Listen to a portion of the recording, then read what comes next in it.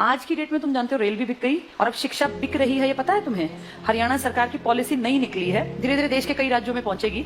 हरियाणा सरकार का देखो तुम क्या किया सरकार ने कह दिया, अखबार में आ गया लिखित ये कि जिसकी सालाना आय 1,80,000 से कम है हरियाणा में, उनके बच्चे अगर गवर्नमेंट स्कूल में जाते हैं तो 500 रुपए फीस देंगे।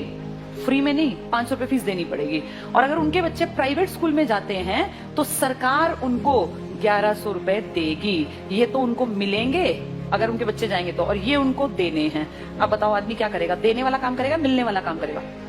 भाई आदमी का बच्चा अगर गवर्नमेंट में जाता है तो पैसे देगा और प्राइवेट में जाएगा तो सरकार देगी। बताओ आदमी क्या करेगा? प्राइवेट भेजेगा, अपने घर से 500 क्यों लगाएगा? एक तो सरकारी एक तो प्राइवेट। तो आम जो एक गरीब आदमी अपने बच्चे को कहाँ भेजेगा? ये देखो कितनी अच्छी चाल है, अगर तुम्हें समझ में आया तो। ये अब चल रही है सरकार। 1100 रुपए सरकार कहती है हम भर देंगे आपके बच्चे के, आपको चिंता नहीं करनी। अगर आपने सरकारी में पढ़ाया तो कितने रुपए लेंगे? 500। तो आदमी सोचेगा 2 बच्चे हैं, क्यों 1000 रुपए फूकूं, इससे बढ़िया प्राइवेट भेजूं, सरकार देगी मेरे बच्चे के पैसे, देगी भी सरकार। 1-2 साल बाद क्या होगा? सारे सरकारी स्कूल धीरे धीरे क्या हो जाएंगे? खत्म हो जाएंगे, खाली हो जाएंगे, बिल्डिंग खाली, एडमिशन 0। 1 साल 2 साल 5 साल बाद क्या होगा? सारे एडमिशन 0 0 0। फिर सरकार दिखाएगी बजट में कि तुम घाटे का नुकसान का सौदा है, सरकारी स्कूल बंद पड़े हैं जी, बिना बात इन टीचर्स को हम इतनी सैलरी दे रहे हैं, चपड़ासी रखे हुए हैं, हेडमास्टर है, कोई बेल बजाने वाला है, बच्चा तो कोई आता नहीं। तो कहेंगे काम करो, इसको बेचो, इस प्रॉपर्टी को बेचना स्टार्ट करो। सरकारी प्रॉपर्टी है, हर गांव में सरकारी स्कूल है। आप सोचो कितने स्कूल होंगे भारत में। धीरे धीरे करके अगले आने वाले 5 से 7 साल का भारत ऐसा बता रही हूँ मैं, जो होगा देखना तुम्हारे सामने। ये सारे स्कूलों का दाम निकलेगा, दाम इन द सेंस भाई जहां जितने महंगी प्रॉपर्टी है महंगा। अब कौन खरीदेगा पूरे देश की बेल्ट को? जिसके पास पैसा है। तुम और मैं तो नहीं खरीद सकते देश के स्कूल, तो उस देश के पूरे स्कूलों को खरीदने का किसके पास पैसा है? अंबानी और अडानी ये ले लेंगे सरकार से कि जी हम इतने करोड़ रुपए आपको देते हैं, सरकारी स्कूलों के बदले हम डेवलप कर लेंगे। और फिर सरकार 1-2 साल बाद कहेगी हम बहुत नुकसान में जा रहे हैं, हमारे बस की 1100 रुपए देने नहीं है। अब गरीब आदमी फंस गया, उसका बच्चा उस टाइम तक 7वीं में पहुंच गया, मान लो पहली से स्टार्ट किया था, 5-6 साल दिए पैसे, अब अटका दिया, हम तो नहीं देंगे पैसे, पढ़ाना है पढ़ा लो, तो अनपढ़ रख लो। अब वो बेचारा गया कि वापस सरकारी में जाके देखो तो सरकारी पे तो ताला है, बोर्ड बदला हुआ है। किसके पास है वो बोर्ड? अब अंबानी। अब अंबानी अडानी प्राइवेट स्कूल है, तो वो जाके फीस पता करेगा तो भैया मैं तो नहीं पढ़ा सकता। वहां से भी गया और वहां की औकात नहीं है, दोनों गए।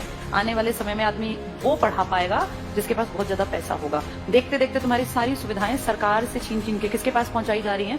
प्राइवेट। बस तुम्हें समझ में लेट आएगा, जब तक समझ में आएगा फिर चीख चिल्ला लेना, फिर थोड़ी ना कुछ होगा। सरकार वापस थोड़ी ना लेती है किसी भी चीज को, दे दी सो दे दी।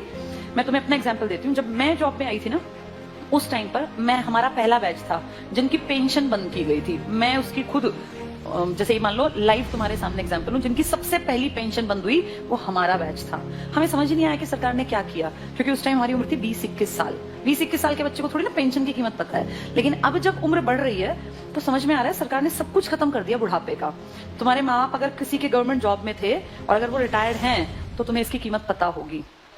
पता है इसकी कीमत क्या है? किसी के सामने आखिरी सांस तक हाथ नहीं फैलाना पड़ता। ये है पेंशन की कीमत। आपका बेटा निकम्मा निकले, नालायक निकले, बेटी आपके लिए कुछ ना करे, आपको चिंता ही नहीं। आपकी पेंशन आती है, 5-7 हजार रुपए में झाड़ू पोछा कपड़े बर्तन धोने वाली मिल जाती है। कोई भी एक मेड रख लो, 5-10 हजार की खाने वाली। बुढ़ापे में पैसा बचा के करोगे क्या?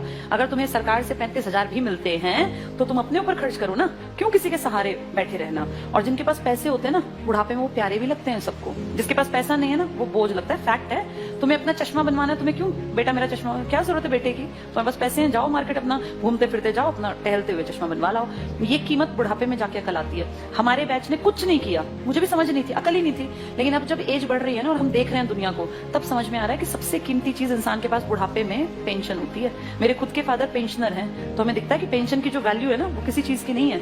इतना रखा पैसा आप यूज नहीं कर पाते। महीने के जब वो 30 हजार आते हैं ना, तो आपको लगता है यार मैं तो जब तक जीऊंगा आखिरी सांस तक ये तो आने ही आने हैं, और ये बढ़नी आप फ्री होकर काम करते हैं। लेकिन ये अकल उनको थी जो पेंशन यूज कर रहे थे या बुढ़े थे। पेंशन रोकी किसकी गई? जवानों की, जिनको अकल नहीं थी। हमें थोड़ी ना अकल थी 20-21 साल में कि पेंशन बंद करने से किसी ने कुछ कहा ही नहीं। सरकार ने सीधे कह दिया अब के बाद आगे जो बच्चे आएंगे नौकरियों में उनको पेंशन नहीं मिलेगी। अगर हमें अकल होती, सारे देश के लोग आवाज उठाते तो ना बंद होती पेंशन। अगर सब भाई किसानों ने क्या किया, इकट्ठे हुए तो क्या कृषि कानून वापस नहीं हुए ना? तो अकल हो तो आदमी उस टाइम पे सही डिसीजन ले ले। पर आज अब तुम कितनी कोशिश कर लो, क्या सरकार पेंशन बहाल कर देगी? नहीं करेगी। मतलब ना के बराबर है। एक आधा राज्य को करे, लालच में 1-2 साल में कह दे, पर वैसे नामुमकिन बराबर है। इसीलिए जब चीजें बंद हो रही होती है ना, तब जागना होता है कि सरकार गलत कर रही है। अब सरकार स्कूलों की तरफ गलत कर रही है। इसकी अकल 7-8 साल बाद की जनरेशन को आएगी, जब वो देखेंगे कि पढ़ाने के लिए ना तो सरकारी बचेंगे और प्राइवेट मुंह खोल के पैसे मांगेंगे। अब या तो पढ़ा लो या तो अनपढ़ रख लो, फिर फंसेंगे लोग। प्राइवेटाइजेशन करना गलत नहीं है, लेकिन कुछ फील्ड सरकार को रखने चाहिए जिनमें शिक्षा भी आती है, स्वास्थ्य भी आता है, रेल भी आती है, पब्लिक ट्रांसपोर्ट भी आता है। ये तो हमारी बेसिक नीड है, ये तो कम से कम दो हमें।